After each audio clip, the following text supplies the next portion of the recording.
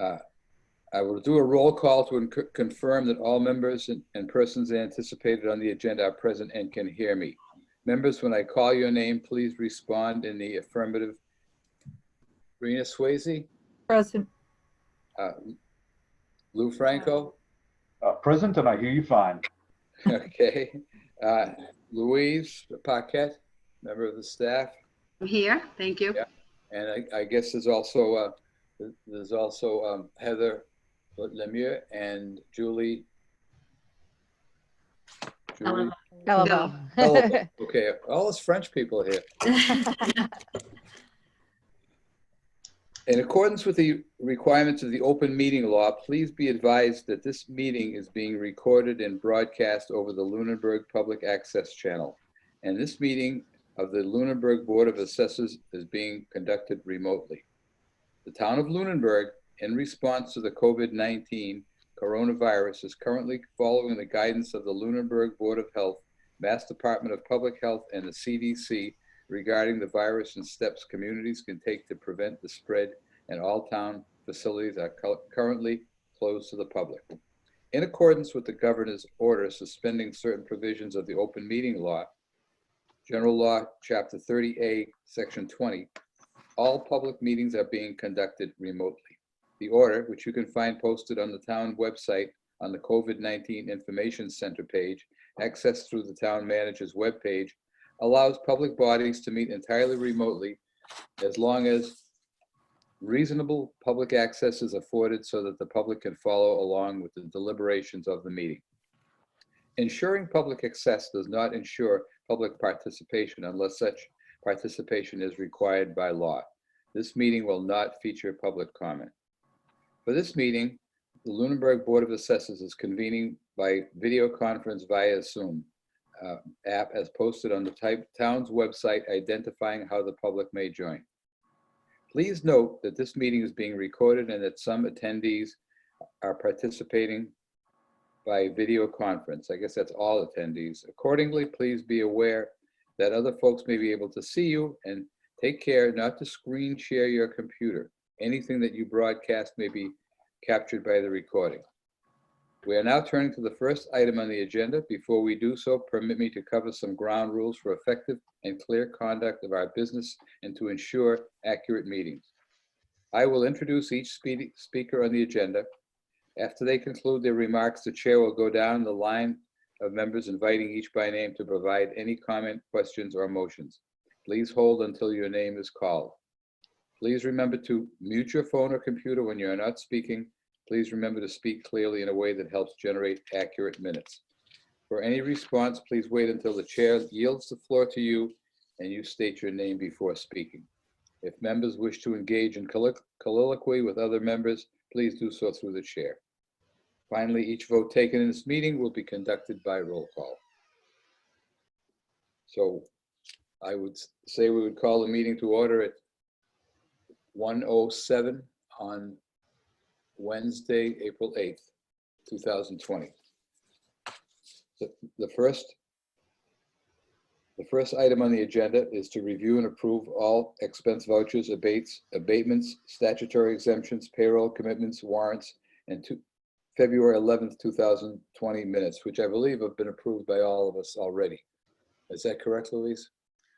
Yes, the expense vouchers, I believe, was just the RRG voucher for usually for April. The abatements were the motor vehicle excise abatements, as well as I've been working on very old personal property abatements that I've been directed by the tax collector to review and abate. I have processed in the last 2 weeks 1998, 99, 2000, 2001, and 2003. I believe I sent an email out to you this morning in regards to that. I'd like to get those signed, and I believe some of you already sent me electronic approval of those abatements, and I'd like to get them, processed and given to Karen and Mylene. As far as exemptions, statutory exemptions, we had three 2 veterans and 1 statutory senior elderly, 41C, clause 41C come through. I believe you reviewed those and you approved them. The payroll's been approved. Commitments, 2020 02 commitment and 2019 ninth commitment were sent to you along with your approvals already, and the 2011-2020 minutes were also approved.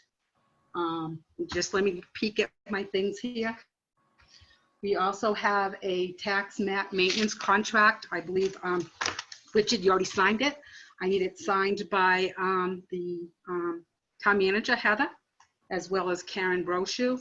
And if you want to send me Lou and Rena your approvals, we can. I actually got the signature from Rich already.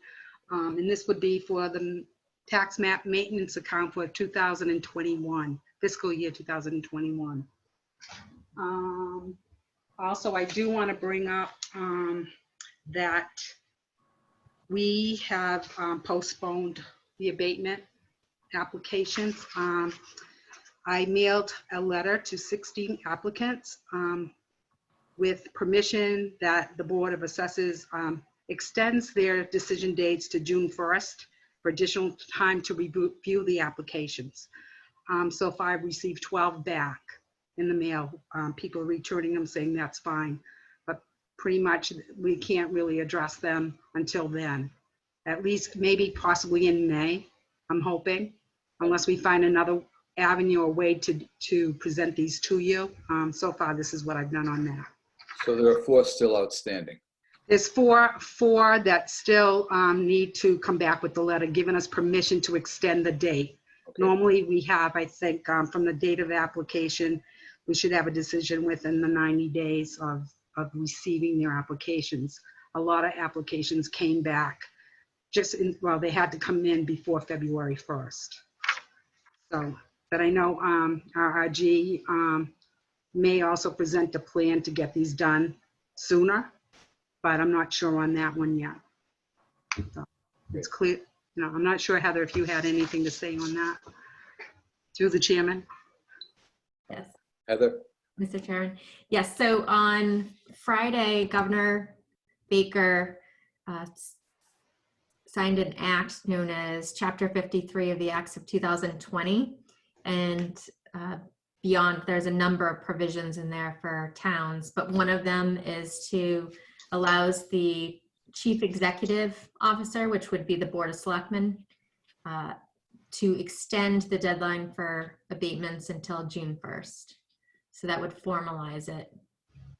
And we can put that on the agenda for their upcoming meeting on Tuesday. So we'll know next week or so. Yes, and it also allows extension of all taxes due with no penalties as well and interest. So that is going to be the recommendation to extend the deadline for all taxes and assessments until June 1st and to waive interest and penalties until June 30th. All right. Okay, thank you. Louise, is that it? That's it. I think I just kind of jumped ahead on the agenda, but the tax map maintenance contract was there and also the postponement. So we have all that covered. Thank you. So I think a couple of us owe you signatures, and that's about it for the first part of the agenda. Mm-hmm. Thank you. Thank you. Now, I guess we've all been working on the RFP one way or another, starting with Julie.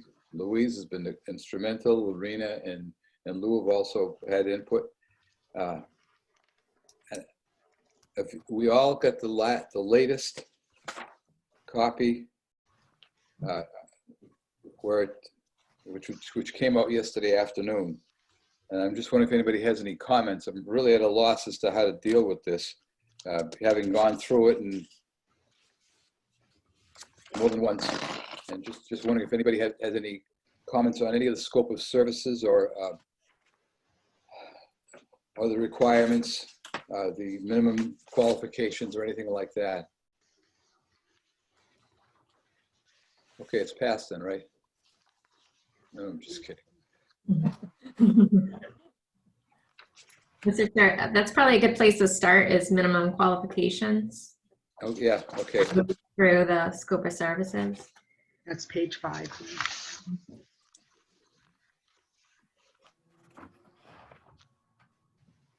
It seems to me like it's pretty consistent with the past, as well as having looked at a number of other towns' minimum qualifications. This is pretty consistent.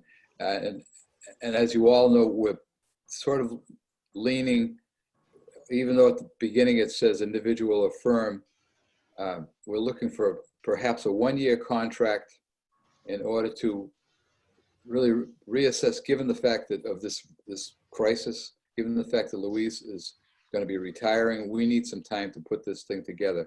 And so we're looking at a 1-year contract, which is stated, I think, on item 7 later on in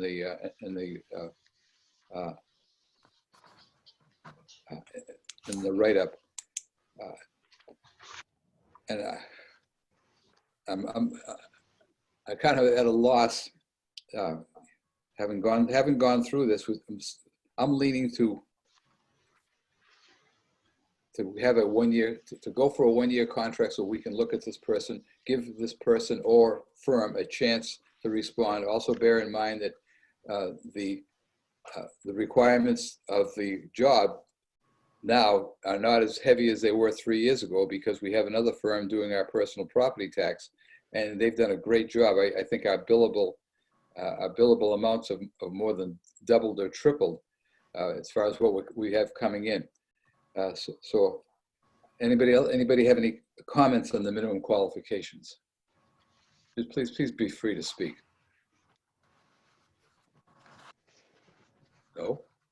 I think all the suggestions I made seem to be in here, so I'm good with this. I believe on B, Rena, through you, Rich, that with respect to the assessor must have at least, and I believe that was changed to 3 to 5 years experience. And we where also I think it was we 7 also to 10. deleted some of the other things which we're talking about, concurrent experience with various firms. Which if we want somebody here for 36 or 40 hours, we want them to devote 100% of their time to Lunenburg, not to any other town. That was deleted and gotten out. Well, one of the reasons I think I suggested you take out the 10 years was because a lot of people, they'll bounce around from town to town. So to find somebody that's probably been in one town for 10 years is one of those old seasoned person like me, because I spent 30 years in one town. But I think you can get a better field of people that are coming up by going to the 3 to 5 years, because there's a lot of people out there working right now on their designations to go into the position of a principal assessor. So I think that was a good move. Well, I think 3 to 5 is good myself, and also gives somebody a chance to have gotten some experience in either 1 or 2 towns or cities. Yeah. This is Lou here to the chair and all. I basically, on these aspects, I basically deferred to Rena's expertise on this and guidance, because I mean, just she knows a lot more than I do, and knows. Thank you. So I deferred. So I'm totally comfortable with those recommendations. And so am I. So I'd like to move on to the scope of services, if that's all right with everybody. Yep.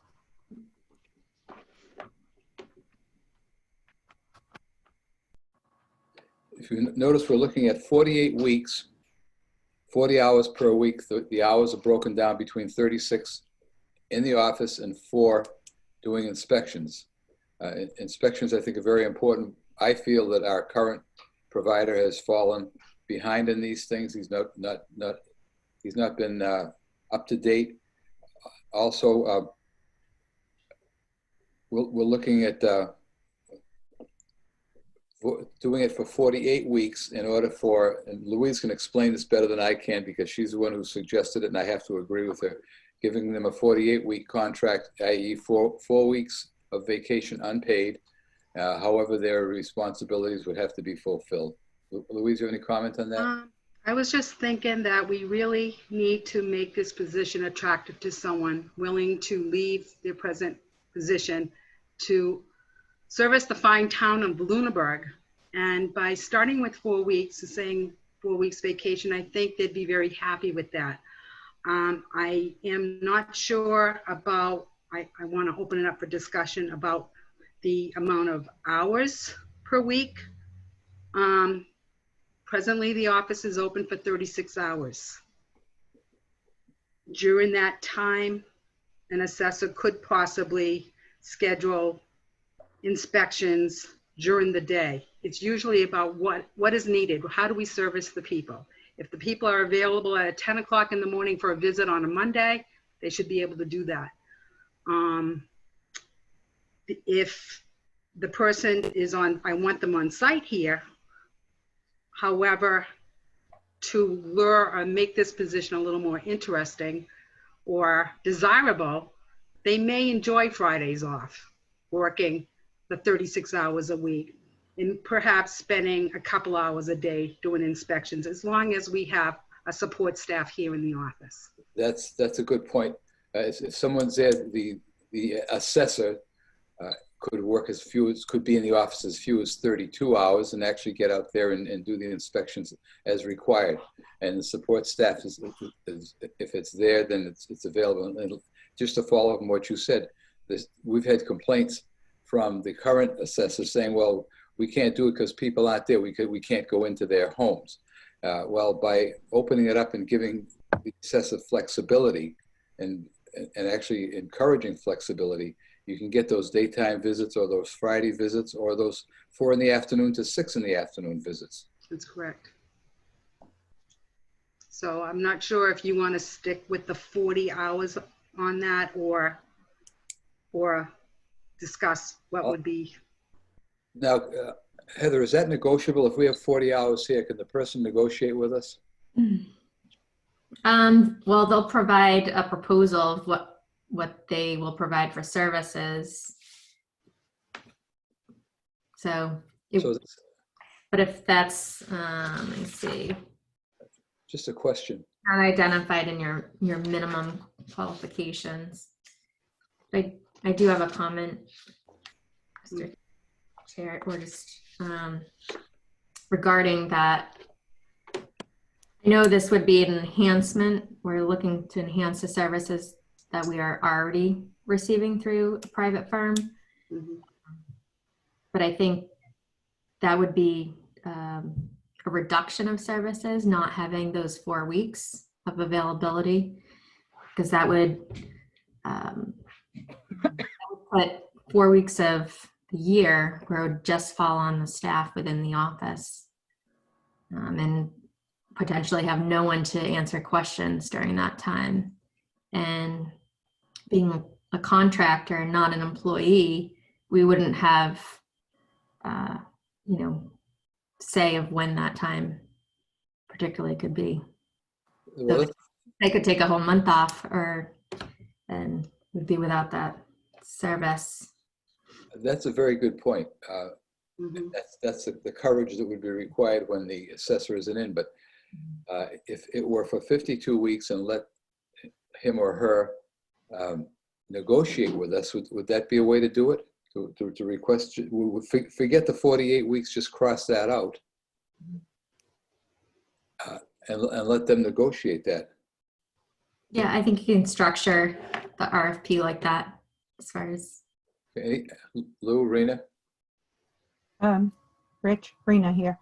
I would stick to the hours the office is open, because if it's a contract person and the office are covered, if they wanted to take a couple of hours off during the week and come in on a Friday and do inspections and when it's quiet, I would stick with the hours when the office is open. And also, somebody that knows what they're doing comes into the office, if they've got experience, they're going to use all the opportunities of inspecting property, abatement inspections, sales verification. When a property sells, you're supposed to go out and verify the sale. I'm not, Josh might be doing that now, but I'm not sure. Building permits, that's a huge one. If an office person is out doing the building permits, all those properties they inspect can be used for that 9-year recertification. So I'd be inclined to stick with the, just when the office is open. Well, the 48 versus 52 weeks, what do you think about that? I would go with the 52 weeks. You're doing it for a year, right? Yeah. The contract is going to be for a year. I understand Louise's reason for going 48, but the more I listen, maybe there's a reason to consider 52. Lou? Get down. Get down. So, Which Lou? Cat walked across the table, sorry. Louise or Lou, are you asking? Lou Franklin. All right. Well, is there a way to structure, not to complicate this, but that's what I do for a living. Is there a way to structure this that would be permissible that puts things in the alternative, such as 36 hours per week and 52 weeks, or 40 hours per week with only 36 of them being in the office, 4 hours to go out and do inspections or what have you, and 48 weeks. You see what I'm saying? I do. I would be inclined, the more that I listen, is to just simply eliminate the 48 weeks from this RFP to be provide services at the rate of 40 hours per week. Yeah. And then go from there as far as giving that person flexibility, and also that we need certain things, like you say, permitting, new construction, things like that, and sales to have the person be off-site and in the field for anywhere from 4 to 6 hours a week. But I think the individual needs flexibility. And I'm sorry, one more thing, Rich. It's not hard to get into properties if you were to send out letters, inspection letters. My daughter does it all the time. She lines up all her appointments. She sends out letters. I'm going to be on your street this day, this time. I have this time slot open. She makes appointments, and she gets a tremendous response on getting into properties, because you really need to get inside those properties. You can look at Google Maps like RIG is proposing, but people can take out building permits and redo kitchens, redo bathrooms, finish basements. You're not going to see that from the outside. So I think if a person has experience, they're going to know to send out letters to set up appointments. That might just be a little bit too much for RIG because they have so many communities, but I think it's something we could work on. Okay. Anyone else? Yeah, if I could, I just want to harken back for a second that the rationale, I believe, a lot's gone on, but behind putting that 48 weeks in there, I just want to throw this back out there so it's not forgotten, was that we're trying to make this position, we're trying to basically replicate with a contractor what we would get with a full-time employee for this year, for this 1 year at least. And in order to make it more attractive, that was the rationale by giving those 4 weeks. That made sense. Now I have a question, because somebody brought something up that somebody could take a month off, which would really do a disservice to the office. Is it possible to write into this, if you're going to go 48 versus 52, that the four weeks have got to be staggered and no more than say 8 or 10 days out of the office at a time? Can you do that? Or an amount per quarter, maybe an amount per quarter. That also. A week per quarter. Yeah. Or no more than 2 weeks per quarter. 2 weeks at one time, yeah. You know what I mean? Or something like that. Mr. Chair. Bobby? I would say, Mr. Chair, Okay. I would say, you would look for that, whatever they put in their proposal, but when you do the evaluation, and we can write this into the RFP, that there also be an interview with any firms that submit proposals where you can ask follow-up questions, get a sense of what kind of service that they're going to provide if it's not clear. That sounds good. So we can write that into the RFP, like a section on interviews.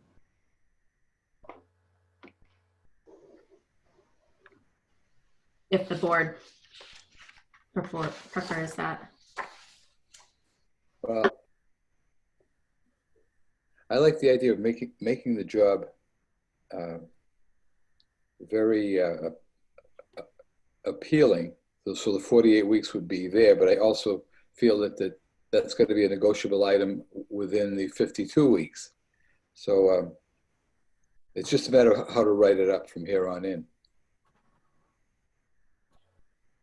Heather? Or Lou Franco? I think I understood Heather's point, but let's hear it again, if you don't mind, Heather, for clarity. I think what you were saying is you want to have a provision in here that allows for some back and forth before a final contract is signed, executed.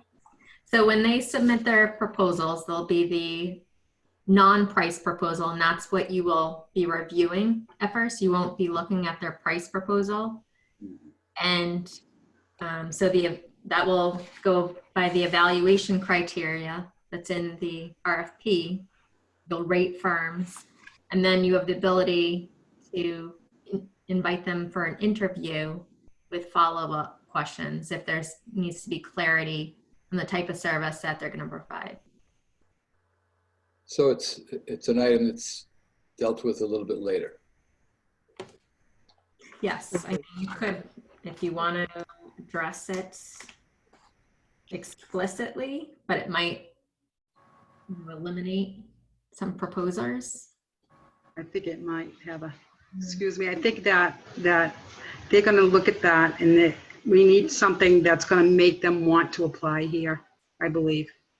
And if that is what it's going to take, I think we need to address it right in the beginning.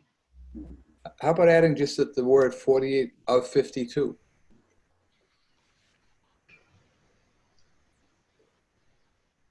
"48 weeks of 52 of 52 weeks."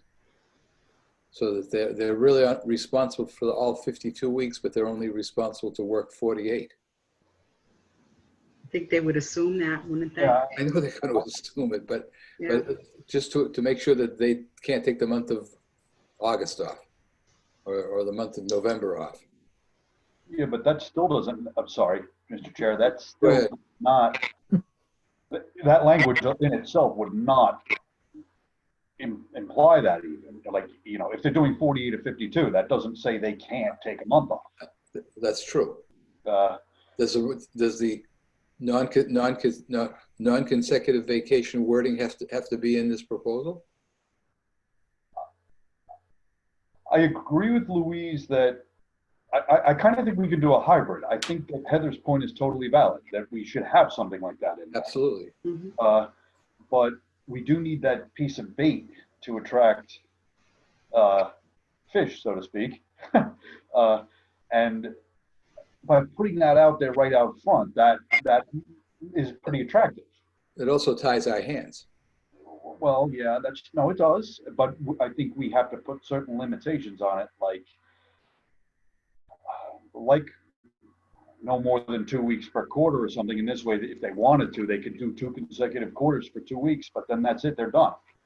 Or they could do the first quarter for 2 weeks, the second quarter for a week, and the third quarter for a week, and they don't have anything in the fourth quarter, something like that. Excuse me, I thought of something else.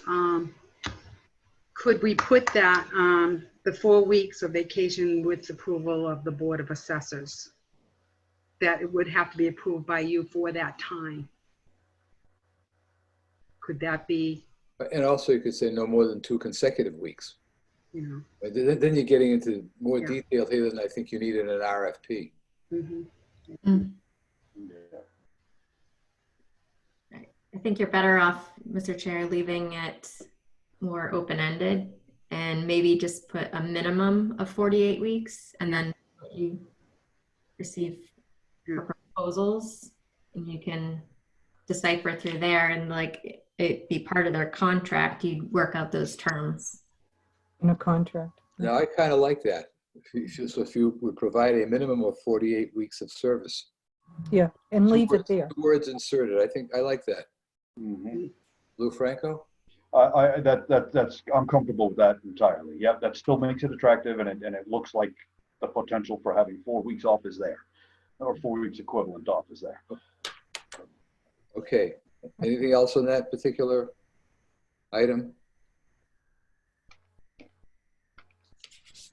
So, Chairman, would we be then taking off allocating 36 hours on site to oversee? I think we probably should, because I think it is by demand and service to the town. Some days some weeks he may need to inspect more hours than the 4 hours we're writing down on this proposal. So we probably should take that part off. But then that would also eliminating the 36 hours as well, right, Louise? Yeah, again, yeah, we are open for 36 hours on site. But like you Not sure. pointed out earlier, Yeah. there's no reason why that if you've got a good assessor there and you've got good support staff, Mhm. why he or she couldn't Right. go out in the middle of the afternoon and actually do 6 hours one week. Yeah. Maybe we could say that the services will include the overseeing the normal daily function of the assessor's office, as well as hours devoted to inspections, verifications, revals, and other matters pertinent to the responsibilities of the assessor. That way, we're not strictly saying there's 36 hours in the office. It's saying that the hours spent will be devoted to the normal daily function of the assessor's office, as well as the time devoted to inspections. I like that. That way you're not putting a specific number on, again, it's tying a Right. person's hands. Lou, Rena? Lou Franco here, Mr. Chair. I do think we just have to go back though and think about prior experience and decide whether we want some minimum, safety catch so that somebody can't be a phantom for Right. a week at a time. Correct. I agree with that. Yeah. Because their interpretation of fulfilling the daily duties of the office could differ. They might think they could do that remotely, just hypothetically. Right. Okay, yeah. We need to say on site. Well, how about on site, say 32? On site. A minimum of 32 on site. I think the words "a minimum" are pretty important. Unless we just leave it like that and we see how it goes. Because it will have to show some flexibility, because even in the winter, it's very hard to do inspections. I am, Luke Franco again, I am comfortable. I mean, I think there just should be some minimum. I'm not necessarily fighting for a particular number. Maybe it's 32, maybe it's 28. I don't know, something, so that we know we see at least that much. Yeah, I agree. Rena? Yeah, I agree that there has to be a minimum, and maybe 32 with 4 hours to leave the office and do inspections would be fine. But I think because we've run into this problem in the past, so I think we want a minimum in the office. I have to agree. Do we need a motion to change that from 36 to 32? using 40 hours as a base week? If I could just interject one more thing, Mr. Chair, Lou Franco again. So we are, the expectation, because a lot of the numbers have been flying around now. We're looking for 36 hours total per week. No, a 40-hour week, Lou. All right, good. That's what I thought. It sounded like it was changing, but okay. But we're backing off of 36 in the office per week. Correct. And I think 32, and specifically with the word minimum in there, I can't have both things open at once. I've got the video open and I had the document up on screen. Was the word minimum before the hours before the 36? Or, well, the word minimum needs to be in there, I think. Well, a minimum of 32, maybe a minimum of 32 in the office, a minimum of 4 in the field, and flexibility on the other 4. I don't know if that's too much verbiage. I think so. The minimum of 32 is what I was looking for. In the office. Yeah, just the insurance policy of knowing that there won't be less than that. Right. Minimum of 42, and then leave the other 8 as flexible for doing inspections. Mm-hmm. Well, how about a minimum? Well, Louise brought up that point about the weather too. A minimum of 32, and the individual has got to have the flexibility to really run his or her own show. Mm-hmm. How about wording of minimum of 32 hours overseeing the daily function of the office? Yes. And the remainder of the time in the office are devoted to inspections, verifications, reevaluations. The rest of that sentence. Yeah. All right. The remaining, oh, excuse me, can I ask another question here? So you said a minimum of 32 hours on site to oversee the normal daily functions of the assessor's office. And the Then remainder. the remaining 8 hours? Yes. Well, you could start the sentence. Yeah. Will provide a minimum of 40 hours, 48 weeks of service, 40 hours a week with a minimum of 32 overseeing daily functions of the office, and the remainder of the time either in the office or performing the inspections, the rest of that sentence. Yeah, okay. Yeah, okay, so the remaining 8 hours would be devoted to inspections, verifications, or evaluations. Okay, and other And other matters. duties and responsibilities of the assessor. That implies work in the office. Yeah. Okay. Mhm. Okay. Yeah. That sounds good. Okay. Okay. We're okay with that? Yep. Okay, next, anybody, any comments on any of the following 1 through? A lot of them are pretty boilerplate. Number 4 was the by October of each year. That was.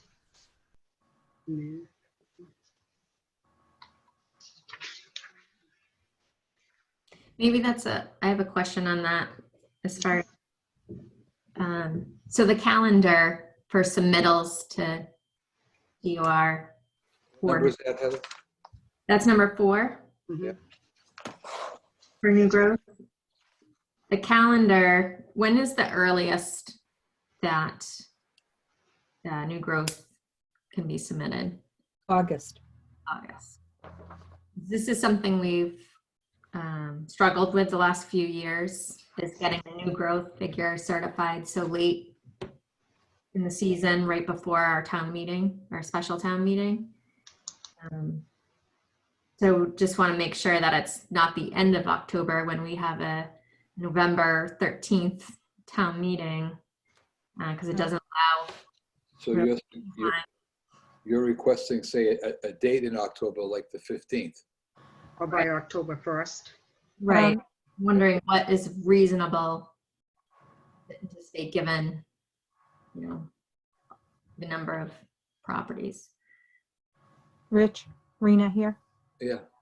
The DOR starts looking at new growth as early in some communities as July. I always had the submission date is, I believe it's still August 15th. But you can't tie hands down to a date because a lot of it depends on DOR itself, on their field people. If they have a lot of communities that are submitting all at once, they will put you off.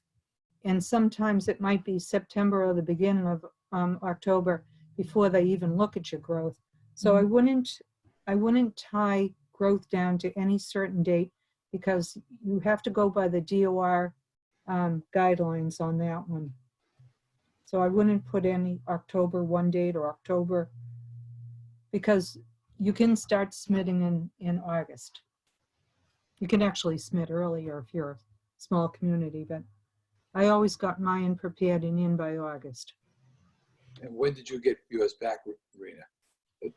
Depending on how many communities were in certification, if it was just, if it was a reval year, depending on how many towns, usually the reps have probably 20 or 30 towns each. And depending on how many towns they have, if they have towns in revaluation, they do those first. So if you're just doing an update, recertification, the annual recertification, your DOR rep might put you back, and get the towns and revals done first. So it really a lot depends on the DOR rep we have. So that's why I'm just saying, just don't put an end date on it, because there are dates that the DOR says you should submit by August 15th. Could that word, instead of certified, be changed to submitted? No, you can leave it at certified, because a lot of communities, if they're a small community, like out in the western part of the state, and they don't have a lot of growth, they can get certified, and they can submit, as early as they want to. So I just wouldn't put an end date on it. Well, Heather, what for the special town meeting, what would be good for you? Let me ask you that. Much earlier. Yeah, September, August, yeah. Yeah, because literally we start planning in September. Yeah. For November meeting. So And does this have to be on the warrant in writing? the amount, no, but it kind of ties our hands as far as what we can recommend for if there's going to be, say, a excess capacity that we could reallocate to the operating budget or some other expense. It ties our hands as not knowing that figure into the very last minute. Yeah, yeah. So really, it's a two-edged sword, right, Rena, where you put it in early, but you're dependent upon a number of things as to whether it's a reval year or whether it's an ordinary year. And how many who else towns? has gone in earlier than you? Right, right.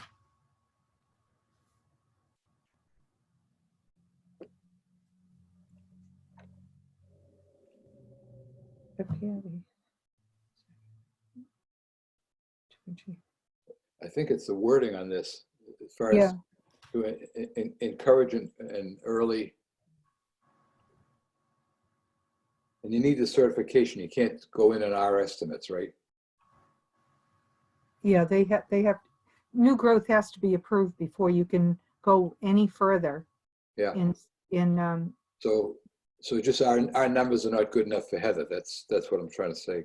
Oh. No, I think she'd like it approved by the DOR. Not by us?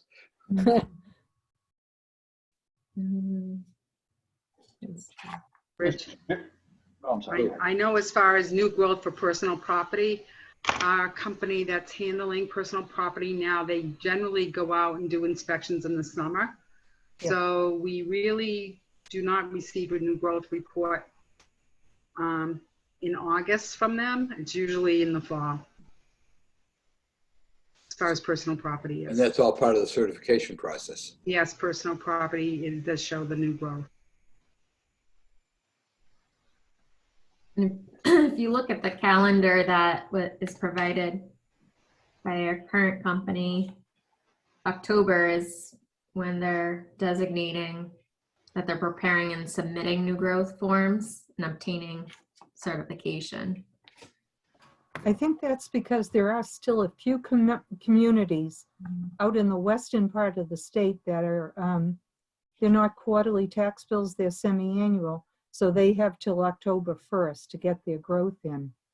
Maybe if you could just stop that sentence at to achieve the Department of Revenue certification and just leave the date off there. Would it be possible to put the onus on the assessor to say he has to have the new growth in by September 15th to the DOR, or that doesn't make any difference? What you're saying, Rena, it doesn't make Yeah. any difference. No. You know, on the DOR, Heather, you might know, on the DOR website, the DOR, I haven't looked for quite a few years, but the DOR puts out a calendar when you have to have everything submitted. Yes, yeah.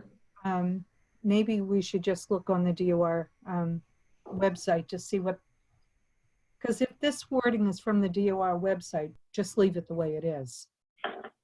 But when you interview a company, you know, you could say we've had some issues with our fall town meeting, so we would like to have the new growth certified as soon as possible. And it's really not hard to do if your building permits are all been looked at and all that's been done. It's not hard to calculate that new growth.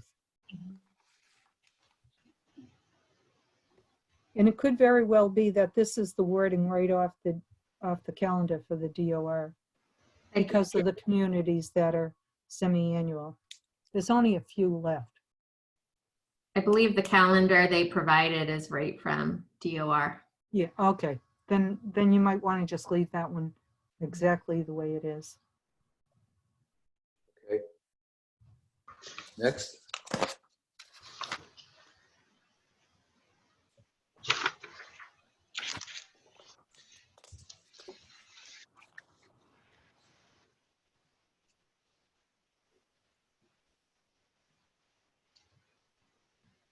Number 18, Louise and I have talked about this more than once. That there are 5,600 properties in Lunenburg that are taxable.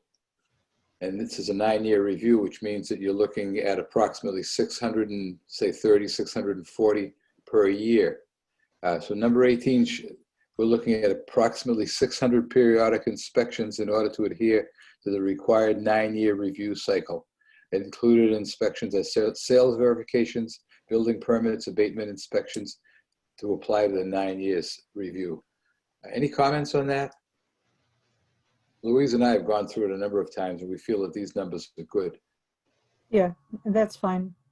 Yeah. Okay. Because you can Yes. use all those other, it doesn't just have to be going house to house. It can be all those other abatement, sales verification, building permits. Well, All in your those are, experience, Rena, would it make sense to bump that to 630 or 650? Again, we're using the word approximately, so we don't exactly tie the individual's hands. yeah, and it could be if you don't, if it's kind of like a bad winter, or you might only get 400 done, but you're gonna have to make that up. So I'd leave the wording the way it is. Okay. Anybody else? Lou Franco? I just want to say I concur on the record. Okay. Just leave it the way it is. All right.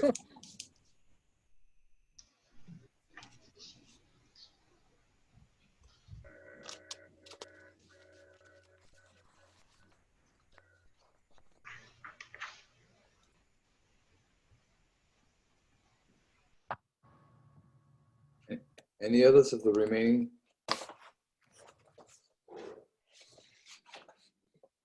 Louise, do you have any comments?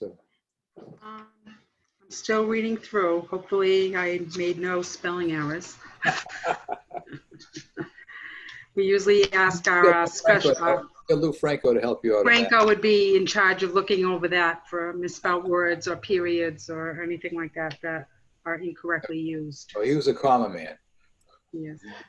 The comma man.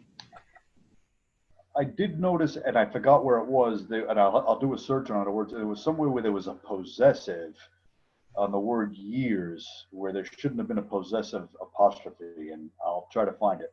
That's what I like about you. You know, I might as well confirm this with Heather. Yes. Louise and I went through the words submittals and submissions. Submittal is an actual word? Yes. I believe it is. When we do gateway submittals, is it submissions or submittals? I think it's submissions, but you told me, you put me in my place and told me it was submittals. I think it's submittals. Any comment? No comment.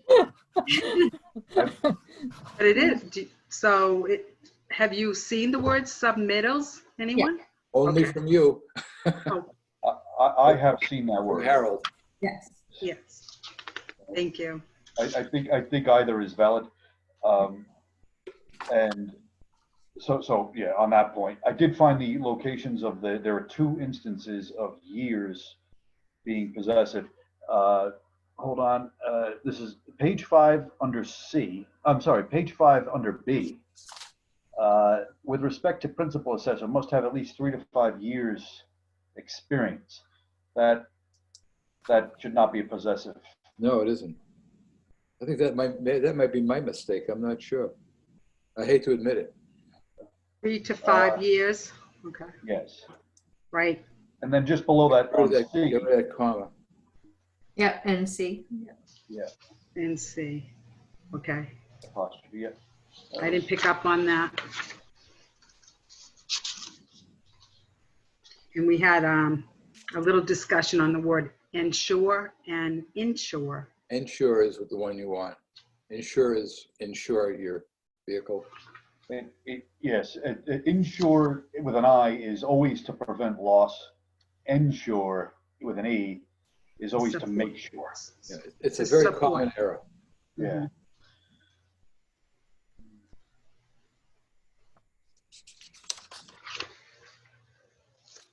So now we have to go through the rest of this, or is this about what we're, Well, I guess, all that evaluation critique is boilerplate, right? Right, Heather? Yeah, I think, Louise, you had made some changes to 2, 4, 5. Or- yes, I believe for experience in Massachusetts as an assessor or principal assessor, this was number 2 on page 10. Mhm. Before it was less than equal to, I think it was 5 years before. For most advantageous, I believe it was 7 to 10.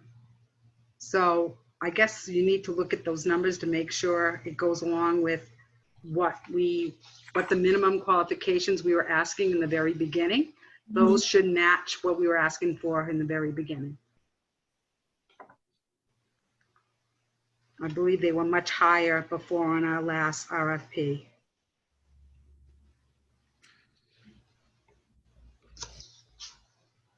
They were. So our minimum was 3 to 5. So equivalent that would be advantageous or most advantageous. Excuse me.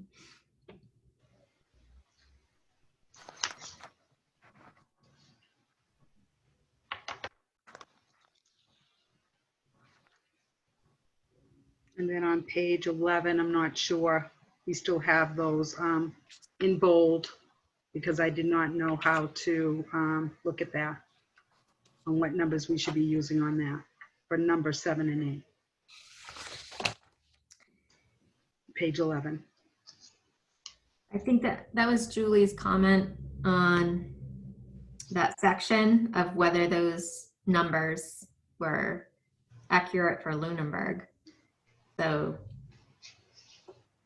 right, Julie? Any comment, Julie? Any comment, Julie? Just trying to- No, yeah, I was trying to unmute. No, that was my question is I was looking for input from the board to make these sections a little bit more accurate based on what we've actually seen within the department.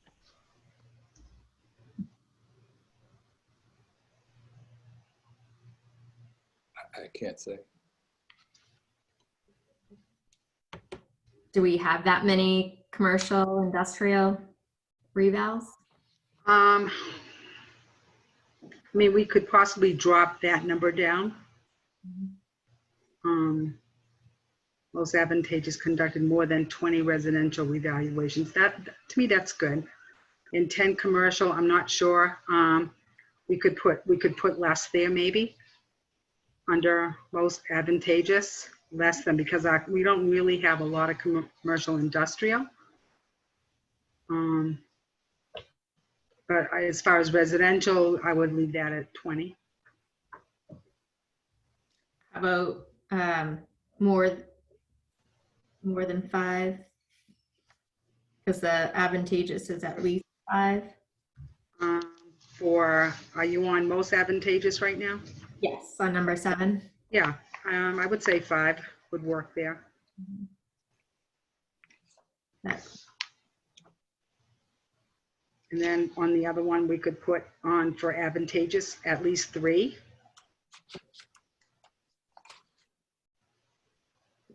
Louise, are you And still the on other- number 7?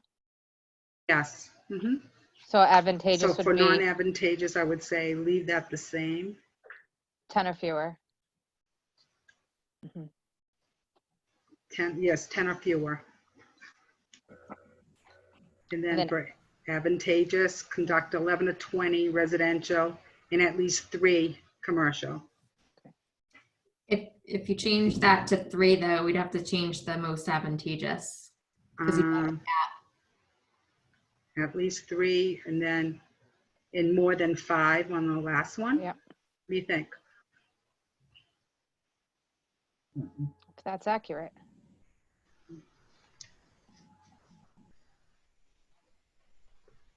And as far as the appellate tax board for number 8,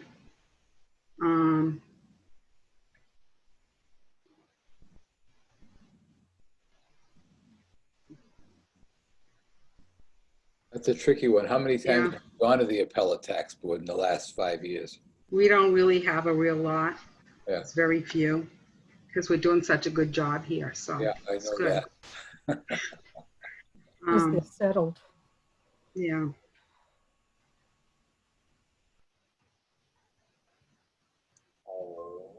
So I'm not sure if we should be changing any of those.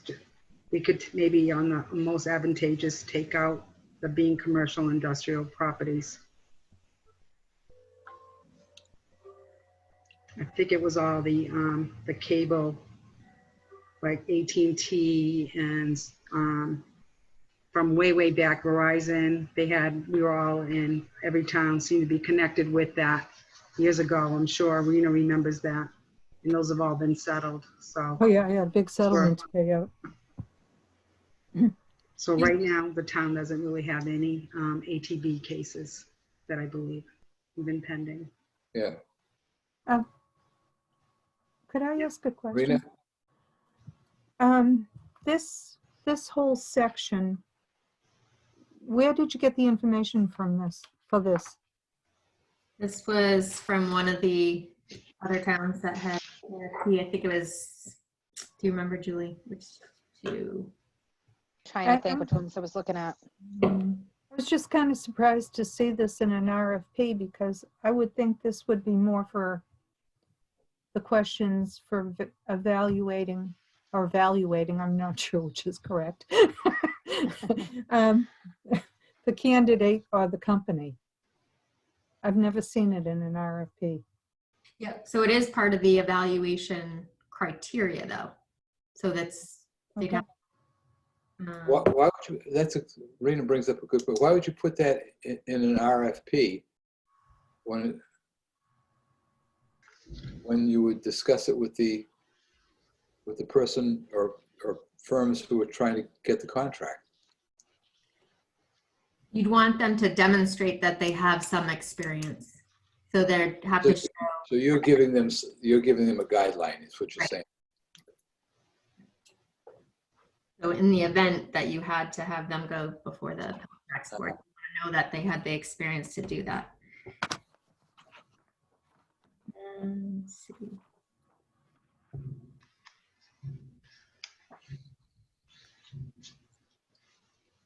Has anyone ever seen evaluation criteria part of an RFP for any other communities? Because I know we've always had it, but this has been the trend in our department, that it's always been part of the RFP, but I'm not sure if it's absolutely necessary. I don't know. It is, it's a requirement in our. Okay, It isn't. okay.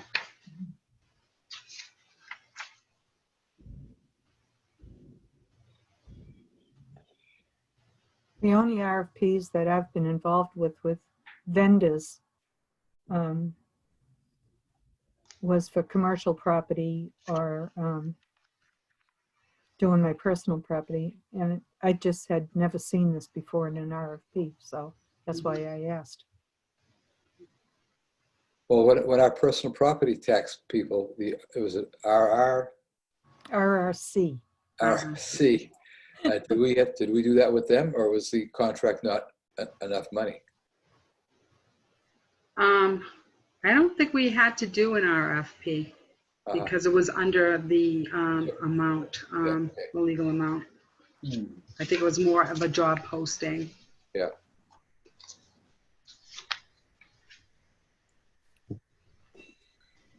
Okay. Are you happy with that, Heather? Yep. And so did you change the numbers? I'm sorry, in here in the appellate tax board piece. I guess we wanted some direction on that. So, I mean, Just to make them less. the last one, Maybe match the numbers above, most of them. similar. Yeah, probably. People prepared for more than 20. I would say 20 is Cut a 'em in lot. half. Yeah, I'd say cut them in half. Say put most advantageous, maybe 10 for most advantageous. And then advantageous, maybe you could do 7 and 6 9. to 10 or maybe? something, yeah. 7 and 9. And then the other one, 5. yeah, 5 sounds good. So how about 6 to 10 for advantageous? 6 to 10. Yeah. For And then advan- more than 10 for most advantageous? Okay, 6 to Does that 10. seem- Yeah. More than 10, right? And then less for the non-advantageous, you had mentioned 5, right? Yeah, 5 or less. Less than 5, 5 or less. 5 or less, yeah. That seems okay with me. Chairperson, what do you think? We're going to rely on you. Thank you. Rena, Lou Franco, any? Well, this is more on the form than the substance, this comment, but this is the type of thing that keeps me up nights. On number 8, non-advantageous, prepared for and represented municipalities in 10 or fewer, not 10 or less. Number 8. Yeah. And they did it correctly up in number 7. I know this was, this was from somewhere else, but it's like, see up in there, it says conducted 10 or fewer up in the number 7. Well, it should be 10 or fewer, yeah? Mhm. Yeah. So it should be 10 or fewer under number 8. In 5 or fewer. For, Right, because we changed the number. Yes, Right. because we changed the number, yeah. I see. Okay, Everybody all right with that? that's a good catch.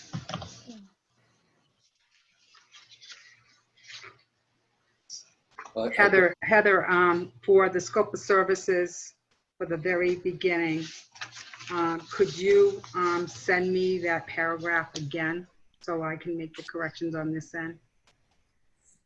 so it's I can written right. put together all the corrections. I've made notes on all of Okay, them. okay, Little copies going back and forth. okay. And then I'll Kind of insert- making the changes as we go too. right, and then insert something about interviews Mhm. as part of the process. And how does the interview process work?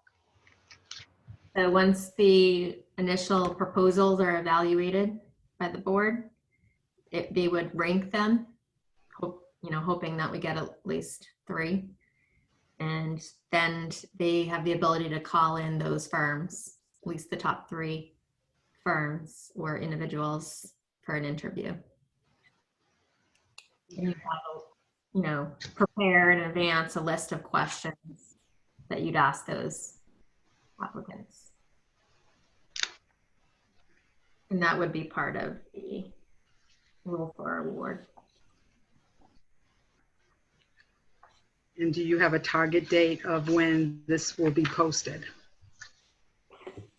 Depends on the, so the modifications can be made, this week. And we'll have to work back dates as far as when it can be advertised.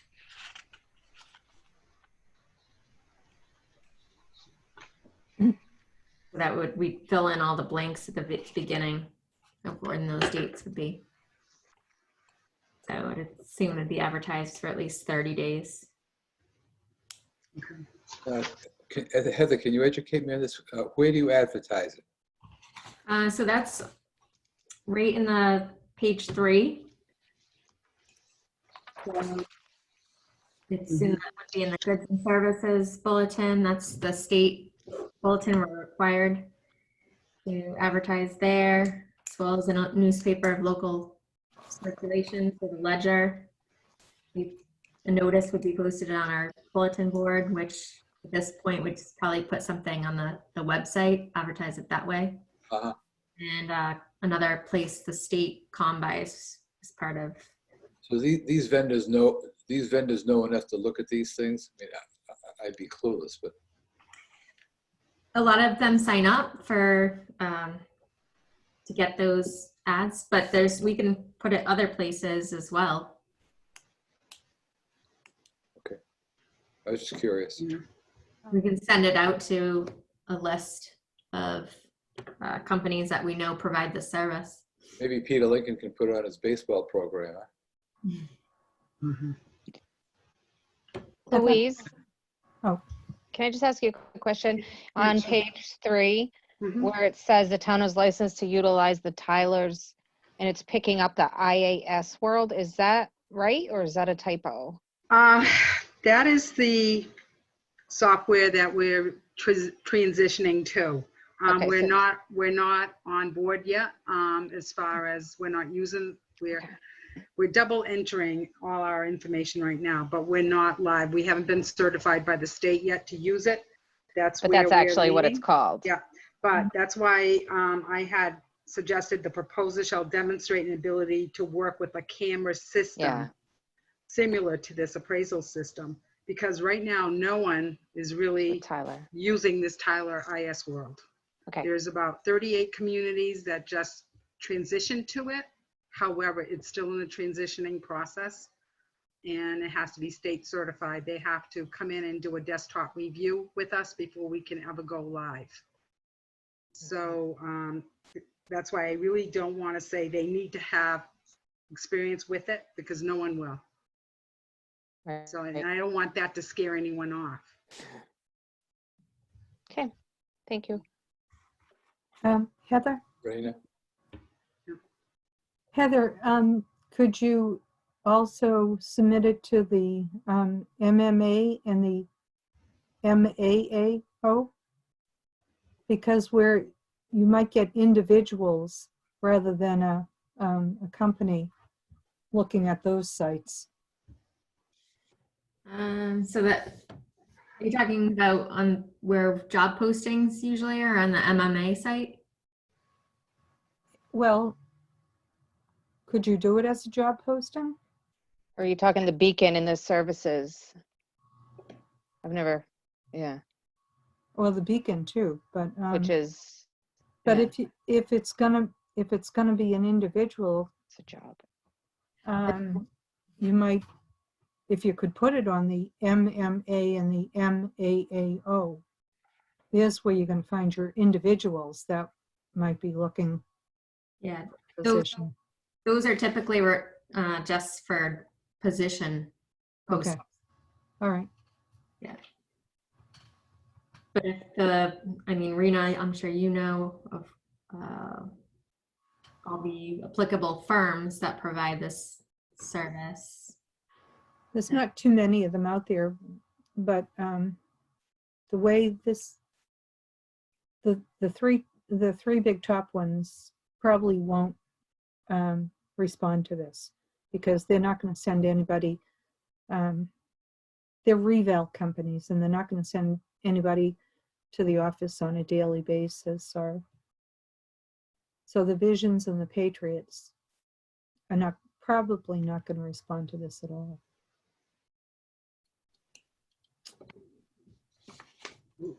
Rich, I Right. do agree with Rena, only because it would be nice to reach out to those two organizations to ask them, could we possibly post a request for proposal under their website? I think it's a good idea.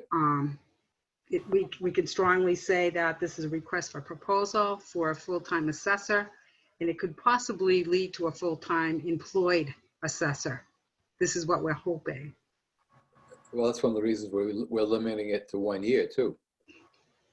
So maybe to make contact with Christine Purple would be one person that you could reach out to, and the officials from the MAA and the MAAO, Yeah. and just send them a sample and say, is this something that could possibly be added to their, I know they have employment opportunities listings on their website. Well, that's a good point. But let me ask you a question. If the RFP can't go out as such, could we then just simply give them a scope of services required? In other words, the pertinent things, not the RFP in particular, just treat it as a job search type thing. In other words, tweak this thing, tailor it for them. Guess I'm not following. Okay, in other words, what Louise is saying is try to send this RFP to the Mass Municipal Assessors Association and similar organizations. But if they wouldn't take the RFP, is that what you're saying, Rena? They won't take the RFP? Well, no, Heather said that. So if they didn't take the RFP, could we then tailor this particular proposal and send it to them as for an individual to reply? The individual would still have to follow the submittal of the RFP. Oh, So the- but if they don't know about it, Heather, I guess what I'm saying is that if individuals might not look for the RFP, but they would look at the MMA site looking for a job, you'd have to send it to them so that they could, it would just simply be a search type thing where somebody's looking for an opportunity and they wouldn't, I don't know the municipal guidelines, but they wouldn't go to the RFP sites, but they might go to the MMA site because they know that there are going to be some people looking for help. Can I make a suggestion, Rich? Yeah. Let's put it out the way Heather suggested as an RFP. You're going to know then who you're going to get back or how many. You might not get anybody, you might get a slew of them. Depending on what we get back, if that doesn't work, then we just go right for a regular job description. Okay, that's a good suggestion. That's a great suggestion. What do you think, Heather? No, I think that's a good, and I know previously the board had talked about simultaneously doing both the RFP and the position and seeing what you get for responses for both on a parallel track. and then making a decision. Like I had indicated in an email, the position description and the grade would have to be approved by the personnel committee. So if that's the route that's going to be taken right now, we would have to know, because we'd have to get the personnel committee to meet to review both those proposals. Heather, we actually have a meeting scheduled for Monday. We had tentatively had that date before closure Yes. of facilities. So possibly if we need to do that remotely for this purpose, if we do the job description. Yeah. Good. Okay. Yeah, reach out to them. Does- and- Does If that they want to go that route, does yeah. that give us time to put something together? Can you do that simultaneously? Have a potential personnel board meeting approving a new position and put out an RFP with the hopes of a number of responses? I don't know if you, in other words, we're going out right now. This is looking like we're looking for an RFP from a firm, but at the same time, can we go and establish a position in the event that a good individual replies? Can you do that? Yes. Okay, thank you. It's probably the best way to go, because you're gonna, at least with, like, if you posted in the MAA and the MAAO and the MMA, you know, people that are looking for jobs are gonna look on those sites. They're not gonna be looking for an RFP, so it might be best to start the track of working simultaneously on both things. Okay. If I could interject, Rich, before I understood that the personnel committee I knew that the personnel committee had to get together to approve this job position or title or whatever, but before I knew that they could get together that soon, I was thinking that we shouldn't wait, but it seems like they can get together pretty soon. So simultaneous or nearly simultaneous makes sense to me. Yeah. I was afraid of undue delay. If it was going to be 3 weeks before the personnel committee could get together, there's no way we could wait that long to get this over at PM. Yeah, when's that meeting going to be, Julie? Right now, it's currently scheduled. It was meant to be on site. So we'd have to reach out to the board and see if everybody would be available. It was scheduled for Monday at 5:30, which is the 13th. Okay. So has it been posted? It has not been yet. So it would have to be posted today by 5:30, right? No, by Thursday. Thursday, tomorrow, yeah. This- What day is it? I don't even know anymore. Wednesday, trash day. Because Friday's a non-work day, right? Is it a holiday? Because a Good Friday? No, Friday's a non-work day. It's Isn't it just 48 hours? yeah. It's 48. Yeah, 48. Yeah, hours. but if the town hall is closed on Friday, it's a No. non-work day. I mean, correct me if I'm wrong. You're, So you'd have to post it today, no. Friday counts. right? No, the Friday counts? Friday counts. Okay.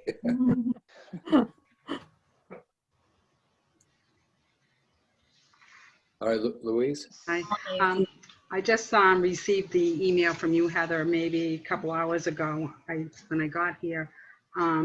There are a couple things that will need to be discussed as far as making some kind of corrections on some of it. Just right off the top, reports to, the principal assessors, a job title, reports to should be town manager or the board of assessors, not the regional assessor. And then the hours per week too would have to be discussed as well. And supervisors, one part-time principal clerk. We've had two clerks, myself and Sheila, in here. So whether or not you might want to increase that just in case there are two people working in here. So I'm just starting to look at it now. there was also responsible for all aspects of real and personal property. Personal property really, assessment is not a duty of the main principal assessor, seeing we have RRC for that. And then revaluing all property. The principal responsibility for revaluing all property every 3 years is mandated by Department of Revenue. Properties are reevaluated constantly. But the certification, I believe, Rena, it's 5 years now, not It's 3. 5 years. It's 5 years now. So, Where are you, Louise? um, Trying to follow along here. under essential I think functions. she's looking at the job description. Yeah. Yeah. So I haven't had time to go through it all, and I know the board may want to before, that should have to happen before your meeting with the personnel board, correct? Yes. Okay. All right. And now this would still have to go through approval with town meeting, is that correct? Eventually would have to be, if what we did proceed with the position, it would have to be put into the compensation and salary grid. So the earliest that would be the fall town meeting. Special town meeting. So to start off with, we need an assessor in here starting July 1st. Right, but if there's an appropriation, it's allowable until that point. I understand. Okay, so somebody actually could start July 1st with approval for a special town meeting. If you had, because we would have the money already in place. Right. Okay, all right, that's good. Yeah. It's very good. So since this has to be reviewed before our meeting, I don't think the personnel committee is going to be able to meet on the 13th.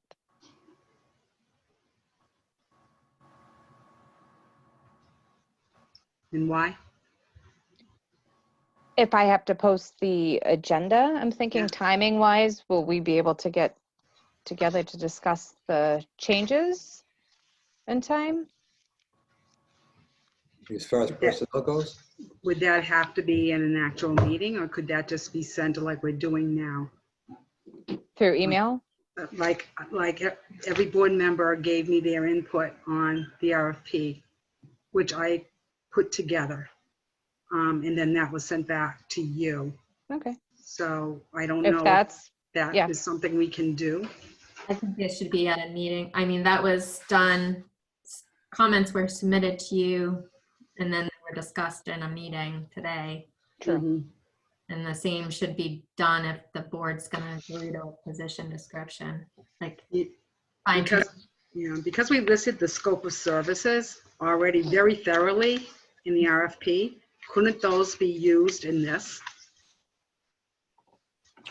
And we already just approved them. in the job description, So under essential functions, the same as scope of services. It's exactly pretty much the same.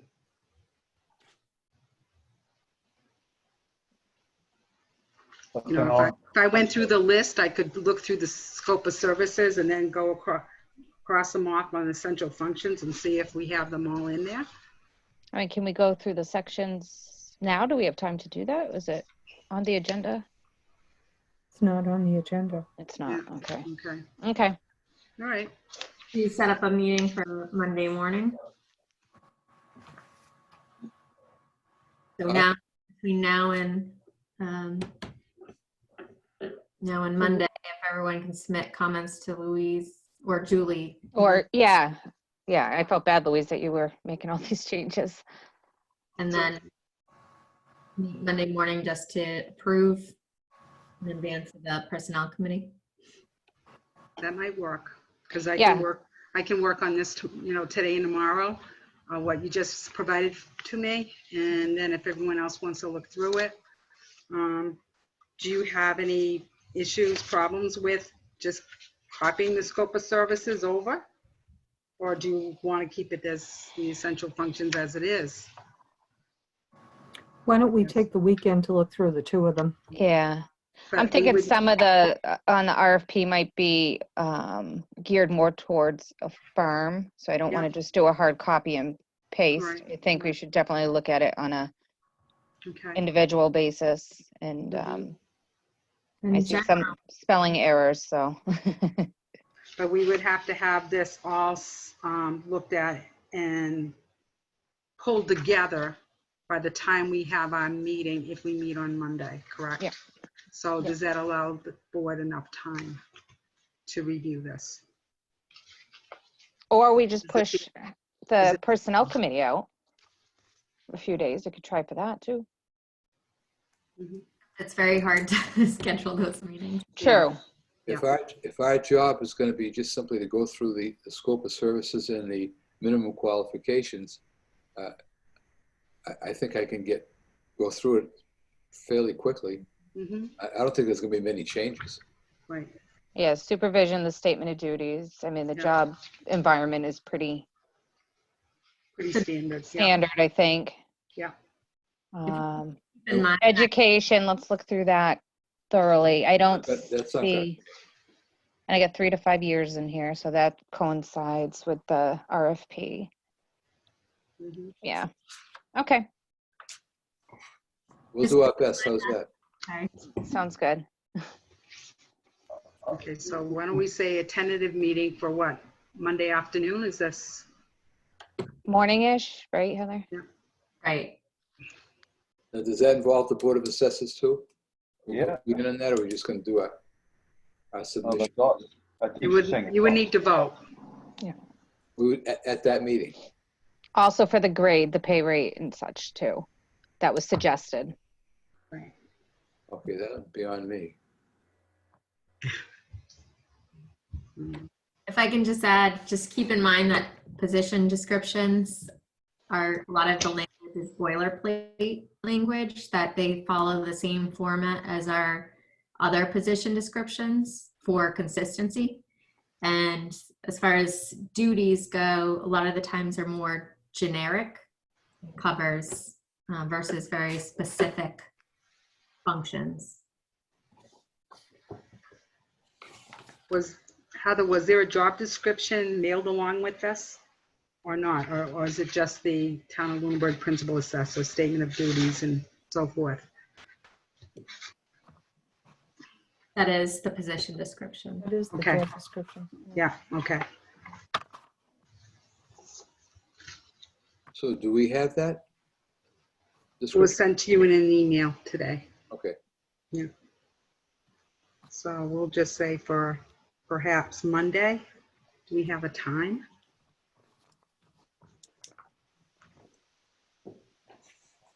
The time is good with Heather.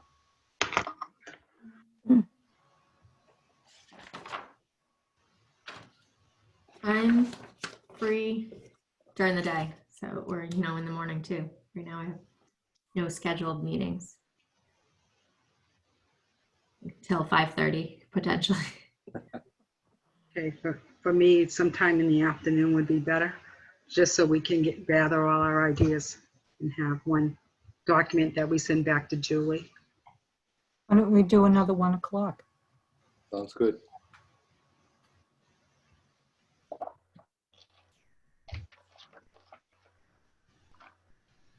Does You're one the man. sound, does one sound okay, or should it be later? One is good. And Julie, will you post that meeting? You'll be posting it, right? Or do we okay. The agenda, The assessors need to post that, correct? that agenda, yeah. That Yes, is I'd have to set up a Zoom meeting again for you, and I can send you the, what it should state, right? Yeah. Okay.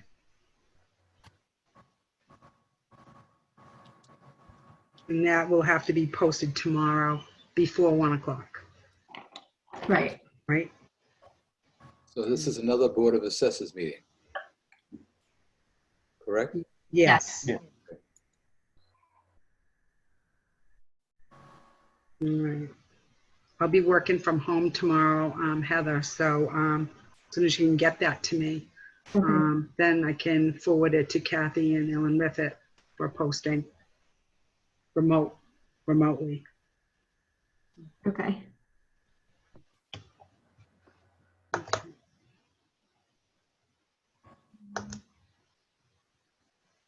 Just checking.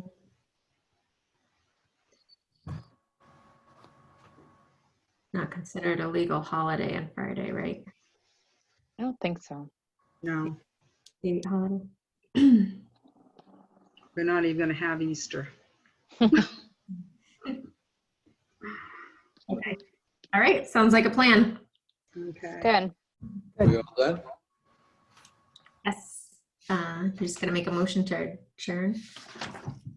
Can I get a motion to adjourn, please? Yeah, so moved. Second, Okay, all in favor? Aye. aye. Aye. All right, so we'll see you Monday at 1 o'clock again. Okay. Sounds All good. right, have a nice weekend. Sounds very good. Nice Thank- weekend, everyone. Yeah, thank you very much. Bye. Bye-bye. Bye. Bye-bye.